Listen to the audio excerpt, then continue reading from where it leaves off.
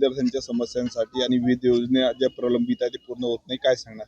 आज संपूर्ण जिल्ह्यामध्ये आदिवासी विकास विभागामार्फत पंडित दीनदयाल उपाध्याय स्वयं योजनेअंतर्गत त्यांना जो निर्वाह भत्ता मिळतो त्या विद्यार्थ्यांना तो या वर्षभरापासून मिळालेला नाही आहे। आता मार्च अखेरीस आम्ही काही अधिकाऱ्यांशी संपर्क साधला। त्यांचं असं म्हणणं आहे की शासनाने आदिवासी विभागाचे काही पैसे 20% लाडली बहीण योजनेवर वरती केलेले आहे। त्यामुळे या विद्यार्थ्यांच्या समोर राहण्याचा जेवणाचा प्रश्न उद्भवत आहे आणि त्यांनी आता शिक्षण कसं करावं या विद्यार्थ्यांच्या हितासाठी या युवक काँग्रेसच्या माध्यमातून आज आम्ही इथं कलेक्टर साहेबांना निवेदन द्यायला आलेलो आहे। येणाऱ्या काळात लवकरात लवकर त्यांना तो निर्वाह भत्ता त्यांना आदिवासी विद्यार्थ्यांना आणि मागासवर्गीय विद्यार्थ्यांना सुद्धा समाज कल्याणमार्फत निर्वाह भत्ता मिळतो, तो सुद्धा त्यांना मिळालेला नाही आहे। त्यांच्या हॉस्टेलमध्ये पण ज्या विद्यार्थी राहतात त्यांनाही सुखसुविधा मिळत नाही आहे, तिथं राहण्याची आणि जेवणाची उत्तम व्यवस्था नाही आहे। शासनाकडून प्रचंड प्रमाणात खर्च करण्यात येतो पण त्या विद्यार्थ्यांना आज ती सुविधा मिळत नाही आहे।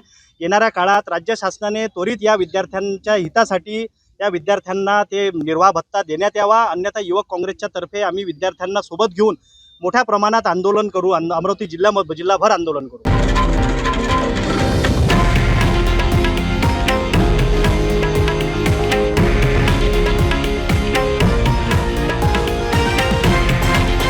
हे आहे देशातील नंबर 1 न्यूज नेटवर्क आणि आपण पाहत आहात TV9 मराठी, एकमेव।